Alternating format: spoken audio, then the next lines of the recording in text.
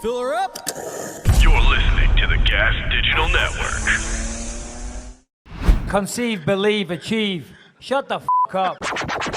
And new undisputed UFC Middleweight Champion of the world, Michael the Count Bisping. This is Believe You Me on the Gas Digital Network. All right, ladies and gentlemen, it's been a long old week. A lot has happened, but we are back. It is Monday. It is the Believe You Me podcast, and I'm here with Luis J. Gomez. What's going on, Luis? My old friend Michael Bisping. It feels like it's been ages.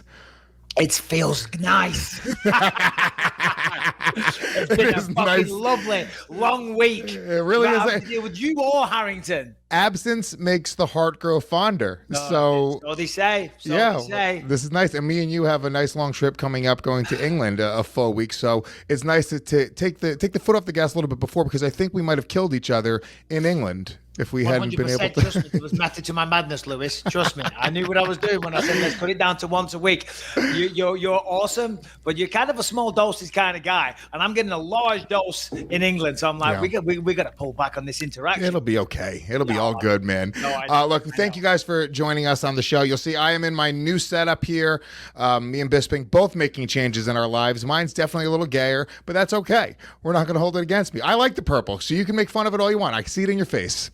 I haven't said a word, but I did notice some comments from people that said, "Why does it look so gay?" But hey, you chose purple. I chose a nice manly brick, a little exposed brick look, with just smattering of gold here and there, but which brings the manliness down a notch. But hey, purple, whatever you're into, Lewis. Well, yours looks like you're on a street corner in England in front of a pub.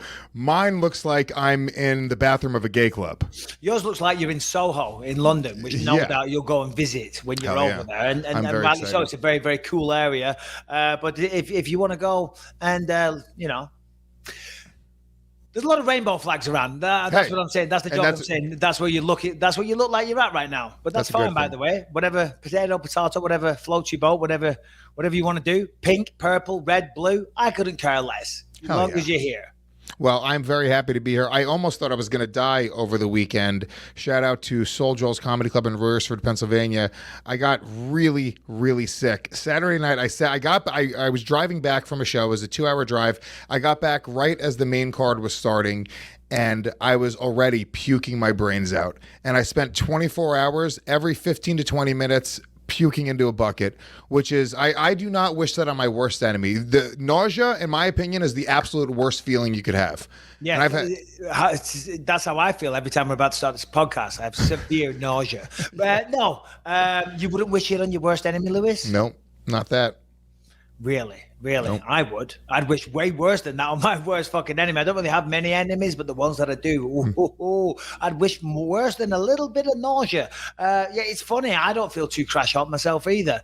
Remember last week when we did this, I said I didn't feel good, or was the time before, and you were like, oh, COVID. I'm like, it's not COVID. It's not COVID. There is still illnesses in the world, but everyone just jumps to that. Lucas had a few days off last week.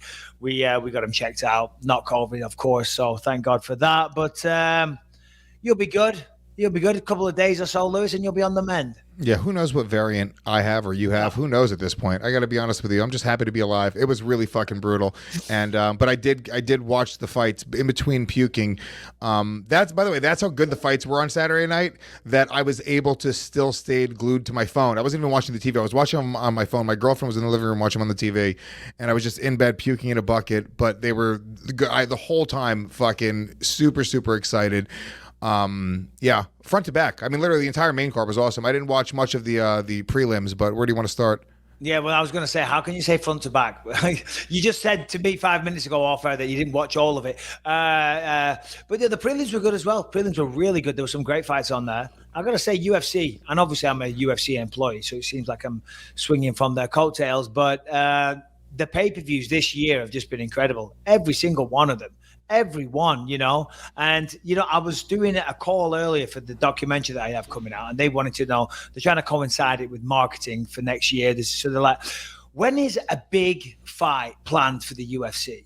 I'm like, they do one every month. And they're like, yeah, no. But when's the big one? I'm like, they do a big pay-per-view every single month. And they're like, yeah, no, we get that. But the big one, when's the big one? I'm like, they're all big. They're all title fights. Every month they have a fucking big one. It's pretty impressive how they do it. Of course, they got a massive roster of fighters. But at the weekend, UFC 266, that was a particularly memorable one. Of course, Diaz came back. Great fights from start to finish. On the prelims, you missed Kyle Daukaus knocking out Shamil Abdurakhimov. Daukaus, I think he's undefeated in the UFC heavyweight division. Not undefeated generally, but he looked fantastic. He knocked him out twice. You should have seen it. He knocked him out the first time, and the biggest globules of saliva you've ever seen in your life went flying. Of course, the UFC, they got it replaying in slow motion. And then in round 2, he did the same thing again. And I think there was even more saliva. It was absolutely thoroughly disgusting. But what was beautiful was the knockout. So that was incredible. Well done to Kyle Daukaus. I'm telling you, Tom Aspinall, Kyle Daukaus. You said that last time after the Daukaus fight. They're on a collision course. I wish they weren't. I wish they weren't, because they're both two extremely hot prospects.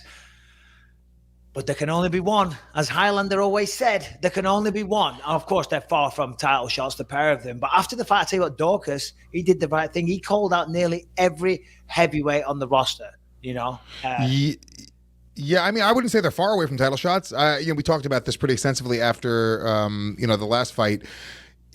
Look, the heavyweight division, there's not that many guys who haven't fought for the title yet. There's not that many guys, and you get a few wins in a row at heavyweight, you are right there in title contention. I mean, the fact is, all these guys have highlight reel. Their entire careers are highlight reels. There's almost no boring heavyweight fights. There's very few heavyweight fights that are going the distance, or I shouldn't say very few, but there are definitely less percentage than all the other weight classes. So, dude, Tom Aspinall, especially Tom Aspinall. Tom Aspinall is a guy who right now his star is rising. You said it recently. You see him being a heavyweight champion one day. Unquestionably, he gets a few more wins in a row. We're going to see him fight for a title. But who do you like, Daukaus or Aspinall? And you're going to pick Aspinall because you're a fucking, Well, first of all, I've got to apologize to Chris fucking Daukaus. It wasn't Kyle Daukaus at all. Fuck Kyle Daukaus. Yeah, fucking Kyle Daukaus is not going to be heavyweight champ. No, he's great. Kyle's great. He's in the middleweight division, but I got confused. I'm talking about his brother, Chris Daukaus. Oh, there is a Kyle Daukaus. I'm not saying fuck Kyle Daukaus. I thought it was just a mistake. No, Chris Daukaus is fucking good as well. Watch your mouth there, Lewis.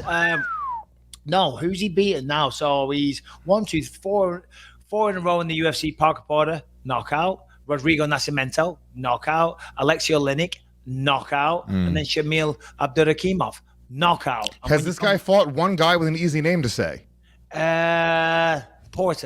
Parker Porter. I don't think there could be an easier name, if I'm honest. That sounds like a superhero. But you're right. The rest of them, Rodrigo Nascimento, Alexei Oleinik. I don't know why I'm talking in an Italian accent. I like it. Shamil Abdurakhimov. And he's not Italian either. He sounds like he's from Shamil Abdurakhimov. Yeah. So anyway, him and Tom Aspinall. What else did we have on the prelims? Oh, dude, you should have seen it. Dan Hooker. Oh, shit. Yeah, of course. Dan Hooker and Nasrat. My God, I think we talked about this last week, but I was so impressed by both of those men. Obviously, Nasrat, he had a tragedy in his life. His mother passed away, sadly. Or was it his mother-in-law? We had this conversation. I think it was his mother. It was his mother. Yeah. So that's obviously terrible. But he still, and he had struggles getting into the country, but he still came and made weight. Dan Hooker flew in, fucking landed the day before, made weight. And then he did like a Q&A with all the media members at the weigh-ins before he even stepped on the scales because he got there early. Do you know what I mean? That's just unbelievable. And then, of course, the important part, he went out there and put on one hell of a show. Nasrat, Dan Hooker was just too much for him. Simple as that. He's the bigger, taller guy, so he's got great long-range attacks, and he's a better striker. Nasrat potentially packs more of a punch. He's probably maybe got harder hands, but that's generally the approach you see from Nasrat. He's a good boxer, heavy-handed, but Hooker, very tall, very long, and he's got excellent Thai boxing. So, and he hit him with every shot under the sun. He looked fantastic. And as I say, to come in late notice like that is great. But you know what? Actually, because there used to be two trains of thought. I know a lot of fighters, when they went to Pride back in the day in Japan, like you think if you're going to go to another country and you want to get there Obviously there's like an 8, 9, 10 hour time difference, whatever it is. Obviously that's going to keep you up at night, right? You're going to have jet lag and all the rest of it. So a lot of people think, right, let's try and get there a few weeks early to acclimatize. But the other train of thought is flying last minute, so none of that shit can affect you and then fight. So I guess Dan Hooker did the old pride method, and it bloody well worked. Yeah, good for him. And I mean, dude, it's a weird position to be in, like also fighting a guy whose mom just died. Like, isn't that like you're going into it like it's sort of mixed emotions as well. Like you're like, fuck, dude, I don't want to like beat this guy, like literally kick him while he's down. Like what a weird fucking position. And obviously, Nasrat doesn't want an easy fight and doesn't want him to take it easy either. But it's a really it's a weird position to be in, to be fighting a guy who's dealing with that. It is. You're right. I never thought about that, but unfortunately, when the referee says fight, you can't think about those things because obviously Nasrat, you give him half a chance, he's going to knock your head off. But you are right. Also, we're going to give a quick shout out. A good friend of mine, Jalen Turner, one of my training partners. He helped me for the Anderson Silva fight, helped me for the Rockhold 2 fight. He was on the undercard versus Uros Medic, and he got a first round submission. He looked sensational. But the prelims. And I don't think it's got fight of the night, actually. Let me just look at the bonus awards. It didn't, I don't think. Yeah. Oh, no, the performance of the night was Merab Dvalishvili, where he took on Marlon Moraes.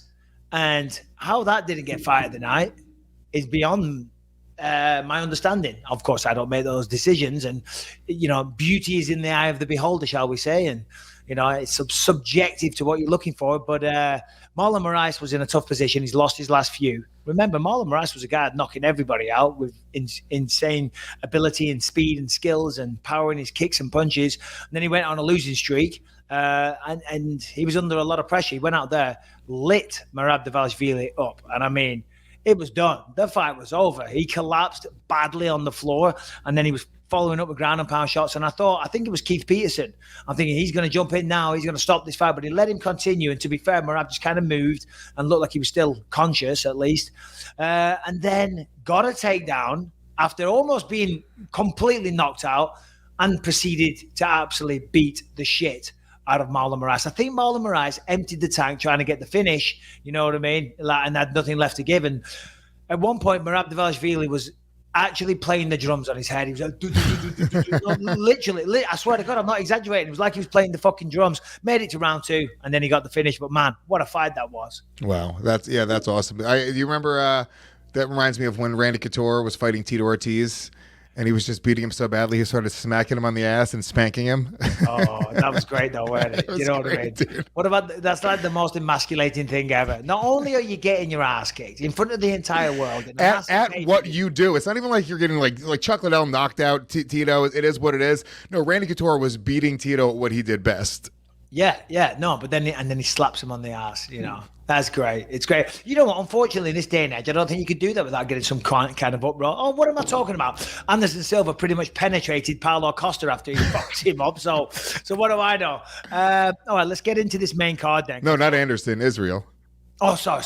What am I saying? Yeah, Israel Adesanya, pardon me. Shout out Israel, who's moving to America, coming to America soon. Ooh, coming to America 3. Here we go. We'll talk about that in a little bit. We'll go through these fights at the main card one by one, eh? Yeah, please. Jessica Andrade, Cynthia Calvillo. Damn. Jessica Andrade, I mean, man, she's incredible. I'm such a fan of her, right? The way she fights, she's great to watch. And she's so violent. When you look at her and you see her talk, she's such a little sweetheart. But fuck me, when she goes, when she's on and she's having a good performance, she is a lot of fun to watch. And Cynthia Calvillo never got into it. There was not a lot she could offer. I thought Cynthia was going to shoot more and look for takedowns. She didn't even shoot once. And I'm sure that was the game plan. And I'm sure her coaches were frustrated with her afterwards. But sometimes, because obviously, anytime you go for something in a fight, it takes courage, it takes bravery, and you got to have the right timing. So she was waiting for the perfect timing. And the whole time she was waiting for the right time, fucking Andrade was just lighting her up, cutting off the cage perfectly, backing her up against the fence, and just going to town on her. And great performance. Yeah, she was like a little pit bull. Just kept, took the center of the octagon and just kept on getting in her face. Just, I think that was sort of we saw that. Oh no, that's Bieber. Not Jessica Andrade. That's Justin Bieber. Thank you for the picture of Andrade. I was the first person to call out that she looks like Bieber, by the way, and now it's a thing that's going on. I think I started that. That's a well-known thing in the MMA community, Lewis. You are not. I said I called that at first, and I started that thing. So why don't you give me a little bit credit? And credit. I'm just saying, if you ponder the MMA websites and the MMA communities and whatnot, that's been, trust me, for many years that's been a thing. So, for many years, I've been saying it, and maybe you should give us a little more credit for being influential in the MMA community. You did it, buddy. You did it. God bless you. God bless you. You did. You started that. You started that.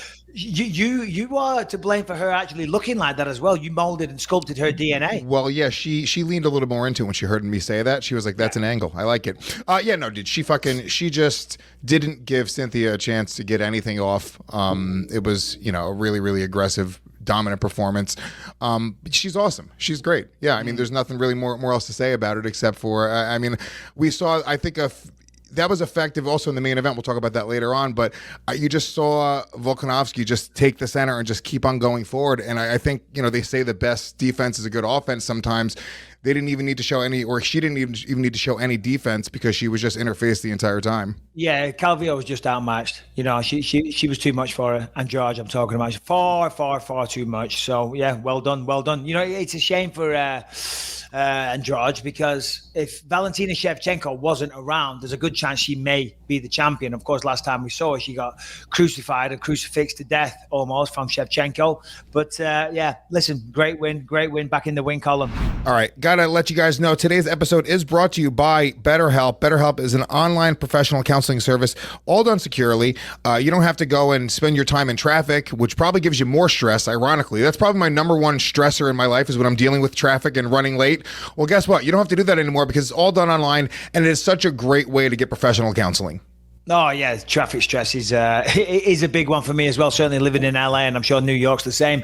But listen, everyone's going through something. We've all got some kind of problems, and there's never been a bigger spotlight on mental health than what there is right now, and for good reason. So listen, betterhelp.com, you don't have to go there. It is not a crisis line either, by the way. It is not self-help. It is professional counseling done securely online, and BetterHelp is committed to facilitating great therapeutic matches, so it's easy for you to find the right counselor and easy to switch if you need. You can also send a message to your counselor if you need to at any time, and you'll get timely and thoughtful responses. Plus, you can schedule weekly video or phone sessions, so it's the perfect way to do therapy through the pandemic, and you don't have to go back to sitting in traffic or sitting in an uncomfortable waiting room feeling like you're some kind of science project. So right now, join the over 1 million people who have taken charge of their mental health with the help of BetterHelp.com. Go to BetterHelp.com/believe to join all those people. BetterHelp.com/believe, and you're going to get 10% off your first month. Listen, it's a big deal. You got to take care of that mental health, and there's no better place to do it than BetterHelp.com/believe if you want to save a little bit of money and get 10% off. Okay, then it was the heavyweights.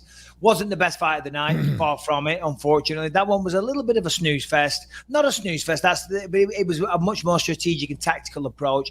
Didn't have the excitement than some of the fights have. But still, a solid win for Curtis Blades. He was up against a dangerous opponent. Jorginho hits fucking hard. Everyone knows that he's a dangerous man. He's up there with your Ngannou's, you know what I mean? Well, you saw it on Blades' face afterwards that his eye was so blown up. If you have a picture of that, Brian, pull that up. It was the flying knee that did it, yeah. Yeah, nasty. And which, like, honestly, when you win the fight, that looks kind of cool.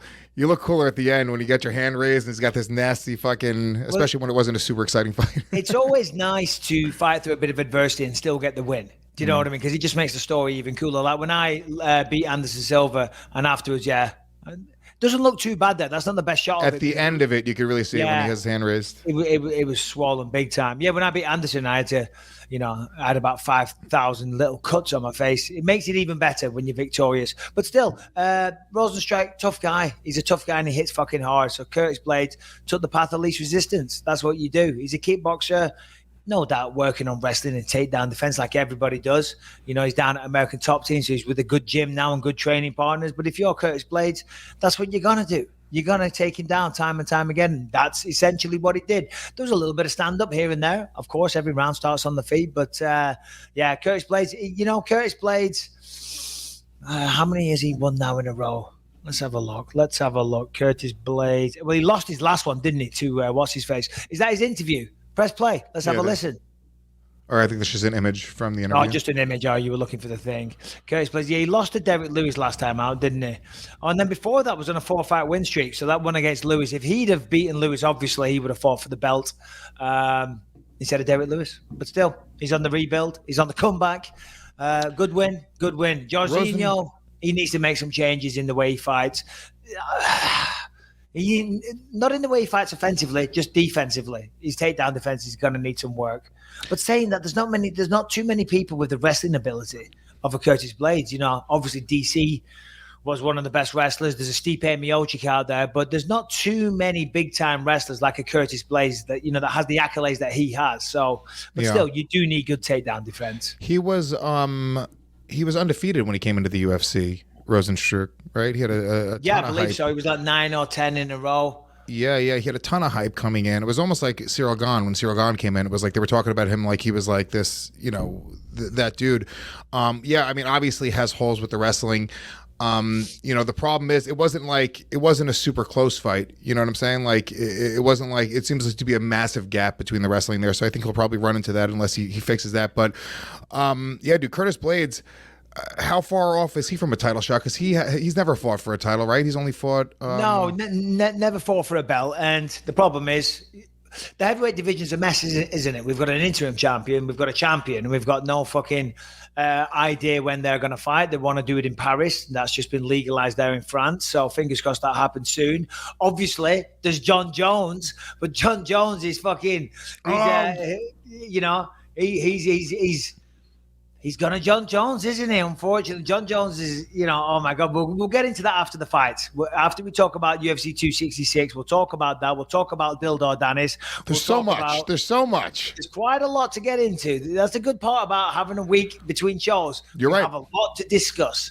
Anyway, Curtis Blades, congrats. Well done. Jorginho, I love watching him fight. I love seeing his stand-up. He's very powerful and technical on the feet. He's just going to round out his skill set. Sometimes it takes time, and he is learning on the job, and he's at the best place for it right now. American Top Team, such a tremendous outfit. All right, finally, let's get into this one. This is the one we all want to talk about. Nick Diaz, Robbie Lawler.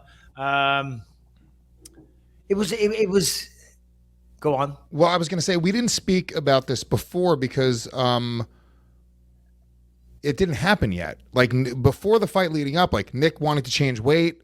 The picture that came out of him kind of out of shape. That all was so, because we talked about it on the show. I don't remember who you picked. I ended up picking Nick Diaz, but I was saying I'm sort of picking with my heart, right? But I was on the fence. But then that came out, dude. When Nick wanted to change weight, I was like, whoa, timeout. That was a massive red flag for me. Then the picture came out where I was like, oh, he does not look like he's ripped or in shape. We saw Nick Diaz catfished us. We saw pictures on his Instagram. He was fucking shredded. He was in bike races. He was swimming. He had an 8-pack. It was the best, most in shape Nick Diaz we had ever seen. And then the fight week came about and he wanted to change the weight of the fight. And I was like, what the fuck is going on? And I'm sure you have much more insight on this. And I want to get your opinion on that even before you get into the fight, because I officially changed my pick going into the fight. I was like, I can't pick Nick Diaz now. Yeah. Well, no, I did pick Nick Diaz, but it was not a confident pick, certainly after seeing that stuff. But you got to remember, for Diaz, I don't think he catfished anybody. He just got in really good shape. He did some triathlons and then he got out of shape, right? It's easier to fall out of shape than what it is to get in shape. If you don't have to get into shape, it's pretty easy. You just got to have some discipline and do what's required. To get out of shape, fuck me. You might take a few months and you, wow, I'm in crazy shape. You step off the gas for a few weeks, boom, you can put it on straight away. 2 weeks, I'll be just a fat person again, like that. Yeah. It's so easy. So obviously he, I don't know what he was doing in his spare time, but he was not sticking to a keto diet, that's for sure. So he put a few pounds on. And then, of course, when he did the E&G, that's like the video stuff before your interviews for the UFC, he showed him shadow boxing and it looked a little labored, a little slow. And a lot of people were speculating about that. And I was like, all right, listen, there's different mentalities. When you do that for the UFC, some people can't be fucking bothered. And they do that and they just do it slowly. Certainly, when they come in your locker room, it's so fucking annoying because obviously as the fight gets closer, the tension's building and you're in the locker room and the anxiety is building. You're like, oh my God. And then the UFC come in with the camera crew and they're like, okay, we'd like to just shadow box to the down the lens, please. And you're like, get the fuck out, okay? I'm trying to have my final bits of preparation, but you can't. You got to play the game. You got to be professional, and some people, you do it a little slow there, or even when you're doing the pre-fight stuff, as I was talking about with Nick, some people go really fast, because they want to look cool. They want people to look at that and go, oh, he's good. Ready. Yeah. Or they just go, what am I doing? And also, I'm Nick Diaz never looked like Nick Diaz. He has like really unorthodox, incredible boxing. You know what I'm saying? Like, the thing about Nick Diaz was that he was always a little bit like, it was almost like a strange technique and pace that he would have with boxing. It didn't look like your typical UFC guy who was coming in and the way that they threw. So when I saw him shadowboxing and people were freaking out about it, I was almost like, you guys are just new UFC fans, because that's sort of the way that Nick Diaz fights. That wasn't really a big red flag for me. Even beyond the fact that, obviously Nick, he can't be bothered in the interviews, even in the post-fight speech, which we'll get into in a minute. He's just so fucking Nick Diaz. It's hilarious. But it was more the changing of the weight. The changing of the weight was like, that just means you are either not in shape or you don't want to cut the weight. And either way, that's a mental thing that I think is a huge red flag. Well, I wasn't sure what to make of it, because sometimes I understand what you're saying, and that's logical to feel that way. But you got to remember that Nate Diaz and Nick Diaz and a few others do it, but they're two of the main ones. Conor to a certain degree as well. But they're just motherfuckers. They like to fuck with the system. Do you know what I mean? And they're just like, you know what? Fuck you. I don't care. I want this fight at 185 now. I want it at 185. I love it. I love that when you put it that way. Otherwise, it's not happening. Do you know what I mean? And you got no fucking choice to either go with the punches, because Nick Diaz will just say, well, fuck it then. I don't care. Sue me.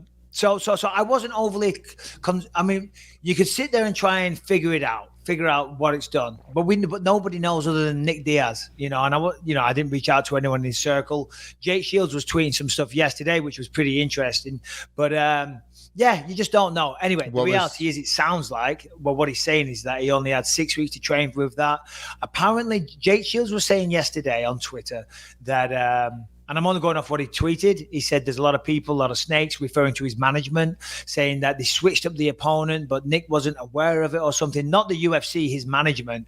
This is what I'm trying to decipher from. The Crips were kind of tweets were kind of cryptic, you know what I mean? But what I've deciphered is, it sounds like, or they're saying that he didn't know it was going to be Robbie Lawler until quite soon. They didn't know the date was brought forward, which he wasn't aware of, or something like that. I'm not sure. You'll have to ask fucking Jake Shields. I'm trying to decipher what he meant out of all of it. But still, either way, he did come in at 185. He did come in looking soft, and it certainly wasn't the best version of himself at all. But he said he had to kind of take this fight.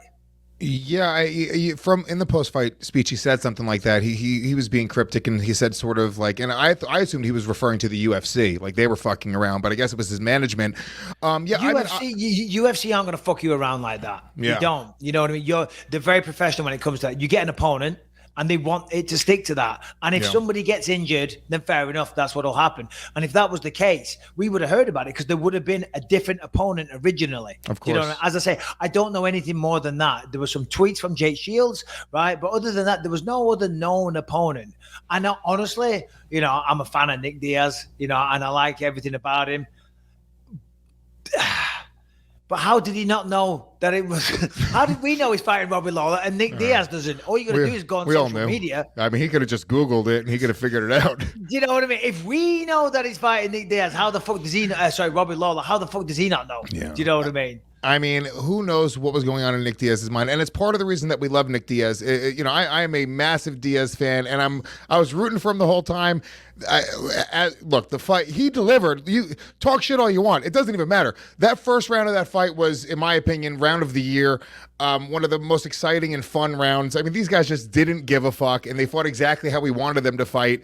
It was incredible. So I'm not hating on Nick Diaz. It's just, it becomes disappointing with the Diaz brothers and a Conor. All these guys who are massive stars and almost outgrow like the sport, quote unquote.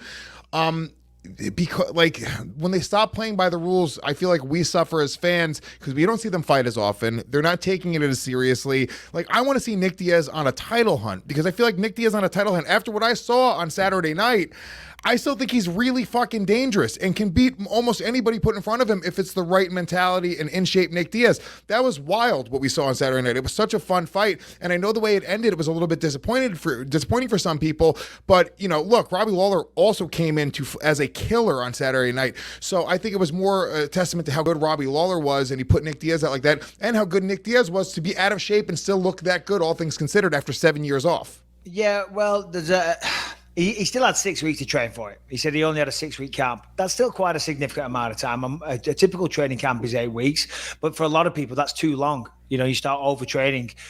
So he still had 6 weeks. So whilst I agree somewhat with what you said, we can't just give him too much weight to his excuses or reasons. You know what I mean? He still had 6 weeks to train. That's still kind of a significant amount of time, if not longer. I'm pretty sure we all knew that he was fighting again sooner than 6 weeks. When did the news break? I'm pretty sure it was longer than fucking 6 weeks ago. But anyway, it was a fantastic fight. I don't think he looked far from the best version of himself. He did definitely look slower, and I knew that coming in that he would be, but I thought with his timing and his experience and his skill that he would be able to negate that. Robbie was the faster guy. Robbie had a bit more pop to his shots, but the way they both fought, they both just stood in the phone booth and just went back and forth. And it was great. It was really exciting. It was fun to see. There was some creative stuff. Go on. The fight was confirmed on Talksport.com July 16th. Oh, it's probably about over 6 8 weeks ago. Oh, is it really? What are we in now? No, more than that. We're in September. No, I thought we were in end August. of September. Hold on. July 16th. Okay, so that's 1, 2, 11 weeks. 3, 4, 5, 6, 7, 8, 9, 10, 11 weeks or 10 weeks. Yeah, anyway, whatever. I'm saying it's not a management problem. Maybe Nick Diaz needs to lay off the weed for just a second. And I smoke a lot of weed. I'm going to smoke weed on our 1 hour break today. Don't you worry about that. But I'll tell you right now, he had plenty of notice. He knew who the opponent was July 16th. Now, apparently so. Or maybe he did it. Maybe his management never told him. Maybe his management told everyone else. This is what's being put out there. But anyway, it wasn't. It was a fun fight. It was great, but it wasn't the best Nick Diaz performance. He didn't look his best. He looked a little older in there, which of course is understandable. He's been away from the sport for 6.5 years, and he's older. That's what happens. And when you have time away and you're partying a lot, it is going to slow you down. You can't burn the candle at both ends and expect the flame to still burn as brightly. But it was good. It was fun, but it was kind of sad as well. But the ending, whilst it was anticlimactic, I have no issue with it. And I thought that was very real from Nick Diaz. It was very honest because he was very honest all week. He was honest in his pre-fight interviews. He was honest in his post-fight interview with DC. And he was being very honest with himself right there and then. Because we know as fighters, right? We know when we go out there and you're giving it your all. And there comes a point where you've got nothing more to give. And I think at that moment in time, when Robbie hit him and he went down to one knee, then he hit him with like a glancing uppercut and he went to his back and he wanted Robbie to come down and join him on the ground.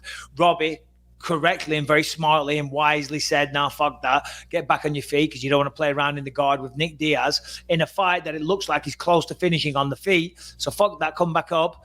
And then Diaz, Jason Herzog called him up and he said no. He refused, so he called off the fight. I think right then and there, that was Nick Diaz having an out-of-body experience, seeing himself saying, "I'm fucking done. I'm done." And it takes a lot of. Some people might not understand what I'm saying here because they'll say, "What are you talking about? He quit. Right? Quitters never win. Yada yada yada." Yeah, you're absolutely right. But also at that moment in time, he knew he was done. He might have got back to his feet and just taken more damage that could contribute to CTE down the line, more injuries, going to the hospital, surgeries, who God knows what. Health is the most valuable commodity that we all have. And that for him at that moment in time, that was him saying, "I've fucking done this. I've come out here. I've given my best shot. I've stood toe to toe for 2 fucking rounds and I'm done. I'm fucking exhausted. I've got nothing left in me to give. So you know what? Fuck it. Rob, fair play. Have it. Take it. Live to fight another day. The better man beat me today. And I think that takes a lot of honesty. How much of it was exhaustion versus how much did those shots really hurt him? Because he did look hurt. Yeah, well, it all factors in. It's a combination of everything. You're tired. The fight has been literally beaten out of you. You're dazed. You're confused. We don't know how much where his head was at that moment in time. He's probably high. Yeah, fucking good possibility. You can do it these days. So I think, that was just him admitting that today's not going to be my day. Robbie's fucking, he's still pouring on the pressure, and I'm fucking done. I've got no more to give. So I think he just said there and then, you know what, I'm done. I'm done, Robbie. Have it. Fucking take it. Fair play to you. Apparently, though, I forget who it was. It might have been Brett Okamoto. I'm not sure. Someone said they were speaking to his team afterwards. They said Nick was in good spirits and, by all accounts, wants to come back and do it again. I thought, by the way, we're going to take a second and talk about Robbie Lawler, because Robbie Lawler was fantastic. We're all talking about Nick Diaz for obvious reasons, because that's the storyline. He's been away for so long. He's a fan favorite and he's an intriguing personality. But Robbie Lawler, he was the victor. He was the better man. He got the job done. And he did what Nick Diaz did that night better, right? He and crazy volume, stood in the pocket, didn't give a fuck, made it such. It was a two-way dance. Both those guys brought such a great pace to that first round. It was just a really fun, super exciting fight. But Robbie Lawler was half of that equation, not more than half the equation, because he was the victor. So it was like he led the dance and he won. And Robbie Lawler, I mean, goddamn it, he said it after the fight. He was like, Nick Diaz motivated me. He was like, he really got me, to show up for this, it's great when Robbie Lawler, what an exciting fighter. Holy shit, dude. Yeah, well, when someone knocks you out, you do get motivated when you fight them again, whether or not it's 17 years or 17 seconds. I've got to say, there was some really cool stuff that I saw from both men. I think it was round 2, maybe. At one point, Robbie Lawler had hold of Diaz's hand, trapping it there, and then was teeing off with the right hand. That was very creative. Diaz at one point was using the lead hand. He threw about 6 punches with the same fucking hand to the body, to the head. There was some nice body work from Diaz as well. Oh, he went the lead uppercut to the hook. The lead hand, lead uppercut, lead body, lead head hook, doom. And they weren't even fast. Normally you got to be super fucking fast with that, but he was just like very plodding and methodical. Probably got smacked in the face 5 times in between. But the fact he stayed the course and continued throwing that one punch combination. Well, because Robbie's like, there's no way he's going to throw 6 punches with the same arm. Impossible. I refuse to believe it. Yeah, no, exactly. No, listen, it was a fun fight. If you're Robbie, would you be pissed off about the weight thing? Because I guess Dana White had said that Robbie was a little bit annoyed. He was sort of stuck between a rock and a hard place, because what are you going to do? Not fight? That's crazy. If I was Robbie, what I would have said is, no, miss weight, give me your fucking 20%. Fuck you. Yeah, that would have been a good strategy. That would have been however, though, he would have said, well, then the fight's not happening. Goodbye. See you later. Then I would have said 10%? Yeah, exactly. See, the thing is, if you're Robbie, you're annoyed. You know why you're annoyed? Because, of course, it's Nick Diaz calling the shots, and you want to be on an equal footing to your opponent. But Robbie, right, everyone has to diet down to their weights, and they have to cut weight in the final hours, So Robbie was being a professional. He was doing his road work in the morning. He was watching his diet. He was probably monitoring his carbs and his macros and all that bullshit, doing everything he needed to and making a fucking sacrifice. Just watching everyone eat French fries, watching everyone have dessert. There was times he went out to dinner with his family. He's like, oh, I can't have that. Do you know what I mean? I got the fight. On the flip side, fucking Diaz is having pizza every night, coming in all strong. But I really respected Robbie Lawler, what he said. He said, it is what it is. Fuck it. Because then on the flip side of it, Lawler then never had to go through that weight cut. And those weight cuts are grueling. They take time off your life. They take time off your career. And they take your ability to take off from your ability to take a shot as well. Had those guys both made weight, we wouldn't have seen them absorb quite as many shots. That's a good point. That's a very good point, honestly. And to be honest with you, you don't consider that. The major part of cutting weight is that right before, the day before, the 2 days before you weigh in, right? The rest of the time, it's the 2 months before as well. The 2 months before is a fucking nightmare, because you have to do that to get into a point where the final weight cut is even possible. Yeah, but I almost feel like it's probably a detriment to Nick Diaz to not be putting in that work, whereas Robbie Lawler is getting his body conditioned, to the absolute optimum state. Nick Diaz is just fucking off. So whereas, yes, coming in a little heavier might have some advantages, I don't think in this case. It's not like Nick Diaz came in heavy and was like, well, I don't want to cut that extra little bit of weight. I'll just take the... Yeah, no. The thing of making the weight, the thing of dieting down throughout the training camp is that obviously the weight doesn't fall off, and you don't do it through dieting alone. That's why anytime somebody misses weight, you begin to speculate on their conditioning ability, because you're like, well, hold on. What has he been being lazy this training camp? Has he got out of bed and gone and done the road work? Has he done what he needs to do to be in shape? Because if you do that, what you normally do, you always normally make weight. And this time you didn't. So what was different?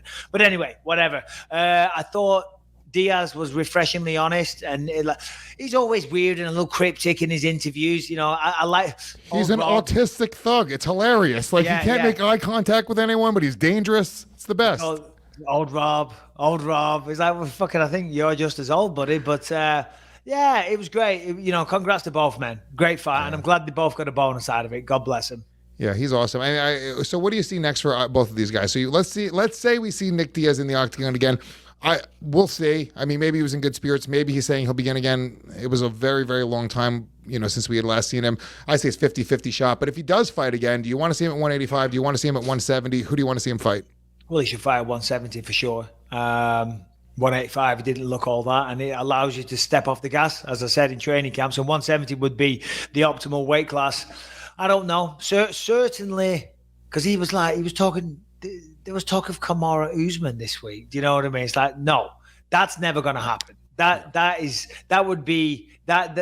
fight should not get commissioned or sanctioned when you look at Nick on Saturday night. And I say that with respect. What he needs to do is come back and prove himself and fight to the best of his ability. Then maybe you can talk about that stuff. But it needs to be someone else, another legend, like a Matt Brown. Even though Matt Brown's fucking dangerous, Matt Brown would be a good one. And what a fight that would be with them two. Yeah, I feel like you're gonna probably not get Nick Diaz up for a Matt Brown fight. I was surprised you could even get Nick Diaz up for a Robbie Lawler fight. Matt Brown's a legend, man. Matt Brown's no disrespect to Matt Brown. I'm a huge fan of Matt Brown's, but the point is, it's Nick Diaz, and I feel like to get Nick Diaz to come out of and fight and to get him up, you're gonna need to give him a huge marquee fight. I think there's two fights that stand out, and honestly, I think the one that really makes sense is Conor McGregor. The amount of shit, it wasn't even shit talking. He was like complimenting Nick Diaz and shitting on Nate at the same time through Twitter. And I could see them making that fight in a heartbeat at 170 pounds. It could be a massive, huge fight. I don't know the dynamic between Nick and Nate and how Nate would feel about it. Because if I'm Nate, I'm like, nah, dude, you're not fighting my fucking fights for me. Fuck this. Yeah. No, I said that before. What was Conor saying? Because I don't follow him on Twitter, but I did see somewhere that he was chatting a bit of shit to Nate, bigging up Nick, talking shit to Nate, right? Yeah, that's what he was doing. So he was just talking about how Nick has this far superior boxing. And I mean, if you want to pull up the actual tweets, I don't remember them. Yeah, I saw somebody. Oh, no, I got emailed it. You know, Twitter send you these fucking emails. Such and such somebody tweeted, so I looked at it. I did see that. Conor versus Nick Diaz. Well, that ain't going to happen anytime soon. Fucking Nick Diaz is getting older. So, that's not going to happen. That is not going to happen, let's be honest. Man, that's not a crazy... If Nick and Conor want that to happen, and it seems like Conor is putting in some foundational work by talking some shit and I agree. If Nick and Conor want that to happen, then it would happen. What does it say? Read it out. Nate, your boxing is piss compared to Nick's. We've been fed garbage with your sloppy shots the last few years. Can you see the clear difference between the two brothers after last night? Balance, composure, another level. The big bro is to you. I made you. Or he might be setting up another Nate fight, it seems. No, that's what I'm saying. That's what he's pissing off Nate Diaz there, big time. And what a way to do it as well, by comparing you to your older brother. Of course. You know what I mean? Because that's really going to get under your fucking skin. And I thought, I thought that was a little annoying at the press conference last week. The fucking, some of the journalists were just kept comparing Nick to Nate. You know what I mean? Oh, is he since you've been away, Nate's kind of become the biggest star now and things like that. And I was like, come on, man. What a stupid question to ask somebody, to pit the two brothers against one another. You don't do that, because they're not going to talk shit about each other. I thought that was, a few journalists did that. There was at least a couple anyway. So I thought that was silly. Anyway, moving on. Let's get off it now, because we've got two more great fights to talk about and tons of other fucking shit to go at. Shevchenko does what Shevchenko's going to do. Right, Lauren Murphy came in as a massive underdog, and you never know, right? As I think I said last week, Shevchenko needs to slip in a banana peel or something for her to win. Not a banana peel inside, right? Lauren Murphy, God bless her. She was, she tried. She was a worthy challenger. She earned her spot. She was 5 in a row. But there's a reason Shevchenko's way ahead of everybody by far and large. She's just that good. And Murphy was at a deficit. And what Murphy said afterwards on an Instagram post summed it up perfectly. Because a lot of the time you see fighters go out there and you see cornermen, coaches, whatever, they all, they're like, let's just say someone's getting their ass kicked for a round. They're like, okay, what you're going to do is, I want you to go out there, double jab, step to the right hand, okay? And then she's going to kick. I want you to back off, then go in. They don't want a double leg. They don't want a 1, 2, 3. By the way, whenever cornermen are overloading their fucking fighters with that shit between rounds, none of it's going in. They're not listening. They might nod. Yeah, but that's sensory overload. You know what I mean? What Lauren said afterwards, she said, listen, my cornermen were trying to give me advice, but the reality is, and this is the reality sometimes, she was just in there with a better fighter. And a cornerman could have told her fucking whatever she needed. But she was outmatched. She was against a much better fighter Saturday night. And I thought that was nice of her to give the champion her credit. Yeah. I mean, there was no other way about it. She beat her in, every aspect of the fight, every minute of the fight. It was, complete domination. I don't think many people had Lauren Murphy winning that fight going into it. No. Look, look, there's no other way for her to lose. She can't come out and be like, she got lucky. I mean, she has to have some composure. That's really it. Yeah, listen, everyone knew that what was going to happen. And God bless Lauren, because what a horrible situation to go in. It's the biggest moment of your athletic career. And nobody's giving you a fucking chance. But you still turned up and fought. You know what I mean? And I hope she got compensated really well. No doubt she did. So unlucky there. And then, of course, the conversation always steers to what's next for Valentina Shevchenko. And I feel that the only thing that they should do next is an Amanda Nunes 3 fight. But I have a twist. I have a plot twist. Right? Okay. What you got to remember is Valentina Shevchenko came to the UFC. She had one fight. And I think she won that by split decision. And then she fought Amanda Nunes then at 135, but she's undersized at 135. Then she lost to Amanda Nunes. Then she had 3 more fights. And then she fights Amanda Nunes again. So in her first 5 fights in the UFC, she's fought Amanda Nunes twice. So that was a long time ago now. Since then, she's gone on an 8-fight win streak. And I think when you look at the skill sets, Amanda Nunes is bigger. She's the 145 champ, the 35 champ. Valentina's the 125 champ, right? Amanda has a size advantage. She's just a bigger girl. So that's definitely helping her in those fights. I say they do a 3rd rematch, but it doesn't have to be Shevchenko going up to 135 for the belt. Fuck that. Meet in the middle. It's the 2 best ladies on the planet. 130 pounds. Shevchenko goes up 5. Nunes comes down 5. They meet at 130, right, to fight not for the title of that. They do a female BMF version of the belt. Who really is the baddest motherfucker in terms of females on the planet? 130-pound catch weight. Boom. That's what they should do, and that makes it fair. A couple factors, right? One, can Amanda Nunes make 130, right? Well. You have to make sacrifice. She can. Number 2.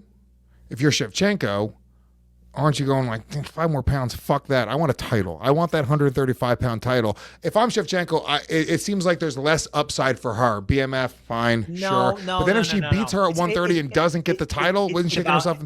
It's about legacy. It's about legacy. Because right now, Nunes is number 1.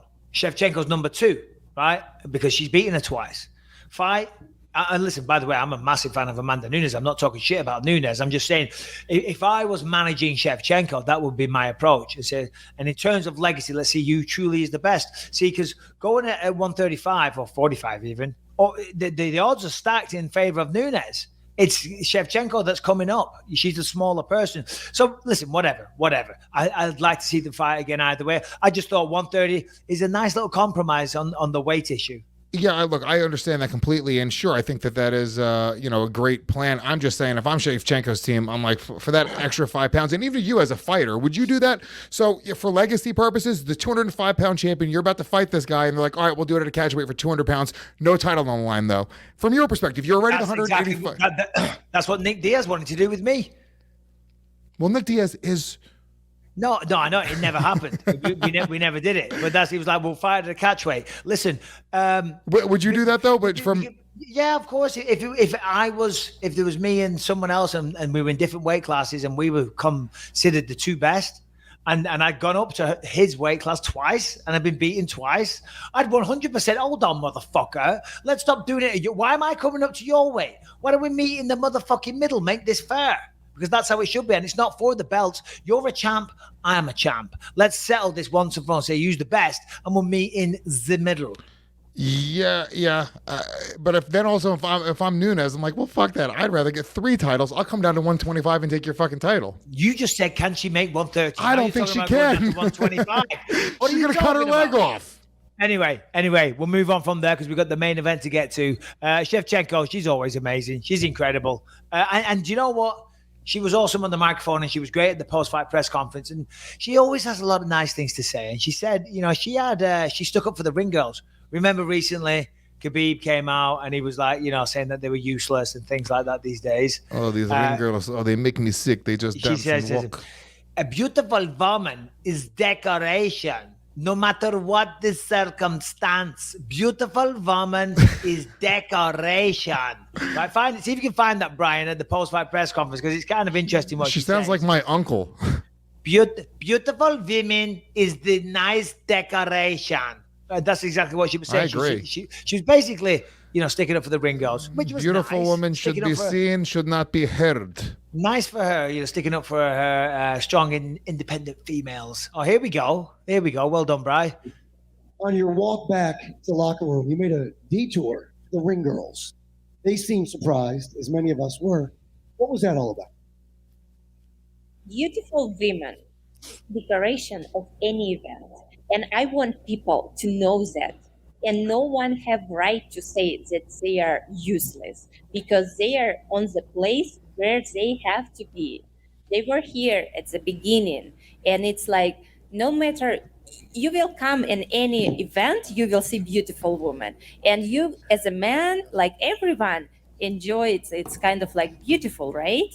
And this is decoration. That's why this is my message, that beautiful woman, it's a decoration of any event. Yeah. Many of us felt very blessed. There you go. Thanks, Brian. I agree. God bless her. Who doesn't want to see a few beautiful women around? Why not? She has the same accent as Angelica Houston's character from The Witches. Do you remember that from when we were kids? I remember The Witches, yeah, but funnily enough, I haven't seen it in quite some time. It's a good movie, though. If I remember that's a solid movie, British movie, and she has the same exact tone. Beautiful women is decoration.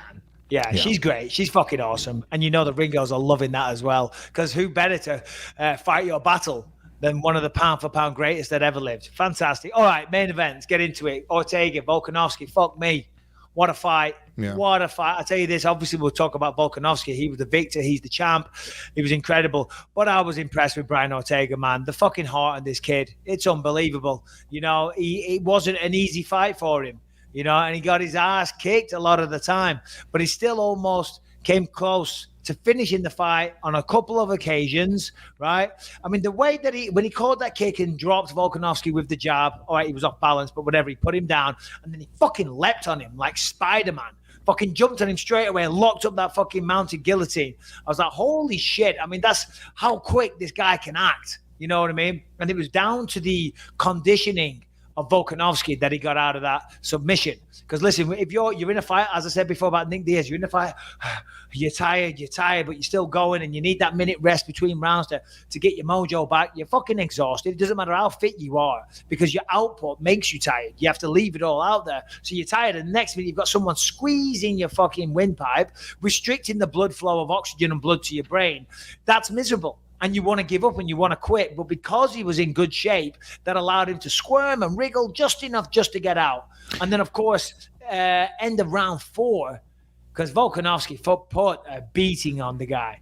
And then at the end of round 4, Ortega was looking all over the place. And Volkanovski even said afterwards, he said, because obviously, as a fighter, he's paying close attention to that interaction. And he said, I heard the doctor asking him questions, and Ortega was giving the wrong answers.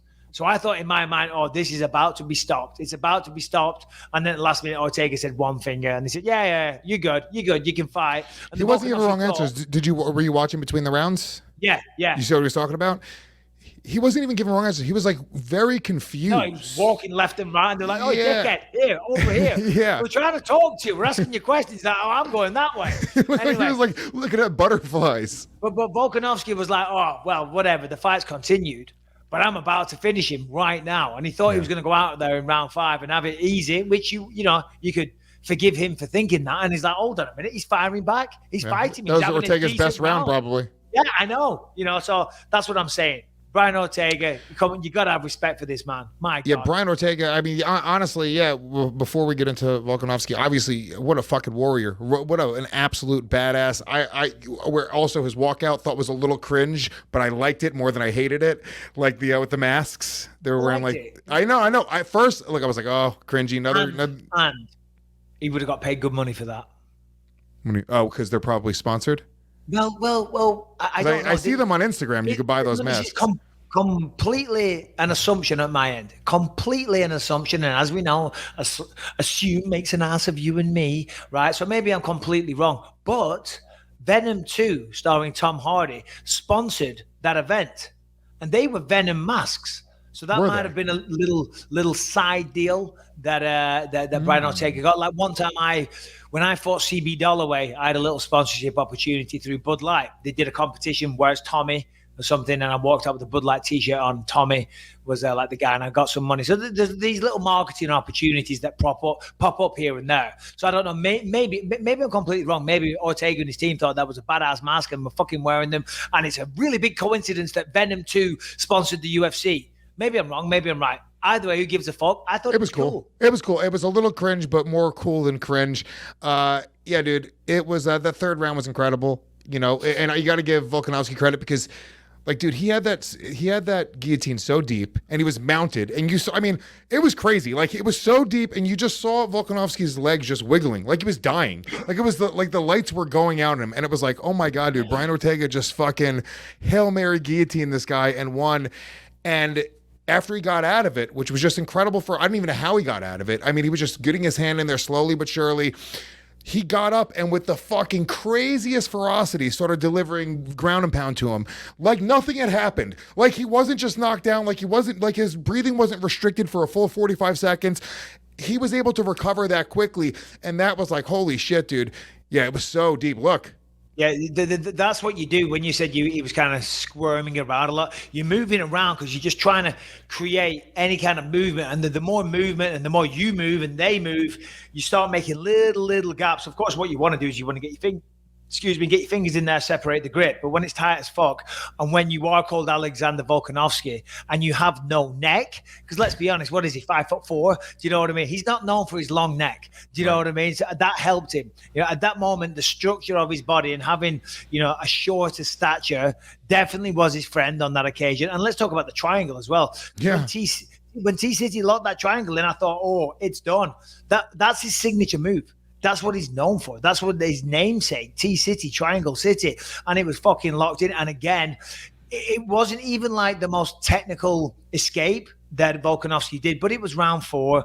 They're extremely sweaty. Both guys are tired. Yeah, press play if it's a video, Brian. But, he just kind of moved around enough to create a little bit of separation. Of course, when you do a triangle, the foot's got to be under the back of the leg.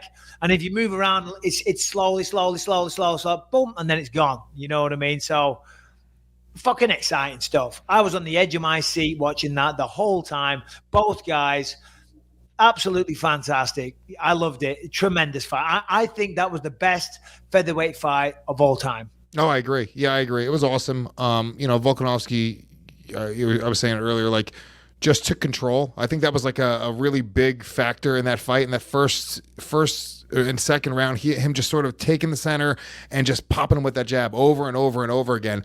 And it was just coming out of nowhere. It was kind of interesting to watch because, it was like, I don't know, like Volkanovski, when I watch him fight, I'm not like, I don't think of him as this fucking crazy striker. Whatever. Maybe it's because he's just shorter, but he lands so beautifully, dude. And really, he's constantly moving, constantly switching stance. I noticed that a lot. He's constantly switching from southpaw to traditional stance, constantly coming in with something different. Every single time when he's going to strike, he's striking with something different and doing something different.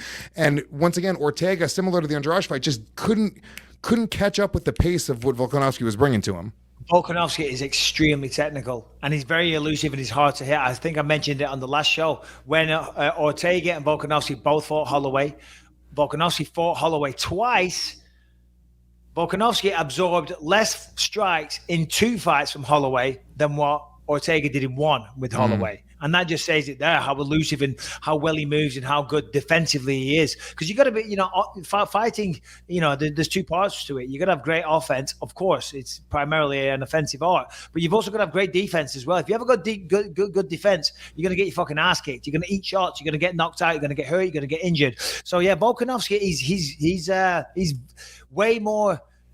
he's better technically than what a lot of people give him credit for. And you're right, because he doesn't have that narrative surrounding him like Holloway. He talked about being the best striker in the UFC, the best boxer in the UFC when he fought Kelvin Cater, and a lot of people sign off on that.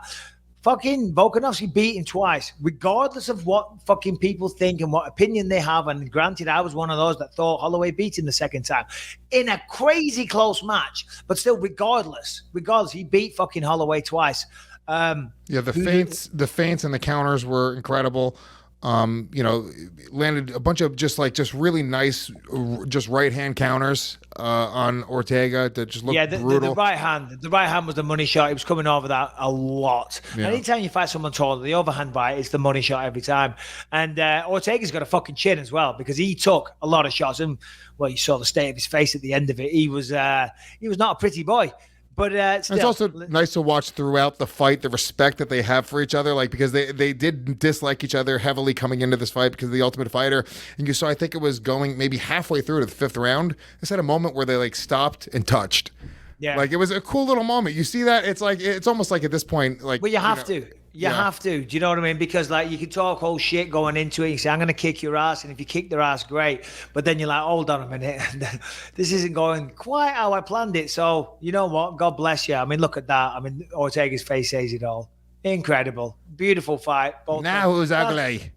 That's what the UFC is all about. You know what I mean? I love it. I really do. Now, of course, what's next for both gentlemen or Volkanovski? As we know, Conor McGregor, I don't follow him on Twitter, but it was all over the place. Did you see what he was tweeting at Volkanovski on Saturday night? I think at this point I was so sick that my head was just completely in a bucket. Yeah. Well, he said, I forget what he said, Volkanovski or something. He said, little shit, 5'4", I'd shin kick his head off and all this type of stuff, you know what I mean? And when Volkanovski was asked about it, he was like, yeah, sure, why not? Yeah, fuck it, mate, why not? Yeah, you want to fucking fight? Only thing is, I don't think you'll be fighting anytime soon, and blah, blah, blah, blah. So I don't think that fight's going to happen. Fucking Conor's just inserting himself into the equation once again, just because, he was the featherweight champ and he doesn't like it, seeing what a great fight that was, I'd assume. But I think, and this is out of left field, but I think that the next fight, because if you're fucking if you're Volkanovski, you don't want to fight Holloway again, right? Because the both of those fights were really close.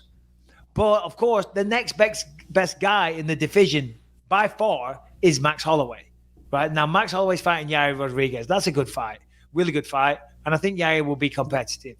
But I do think Holloway probably wins, right? If you're Volkanovski, you don't want to fight him again a third time so soon. But Holloway was his last 2 fights. It's like, what are we doing here? We're going to keep fighting over and over again until Holloway wins one? Because it will happen eventually, because they're close fights.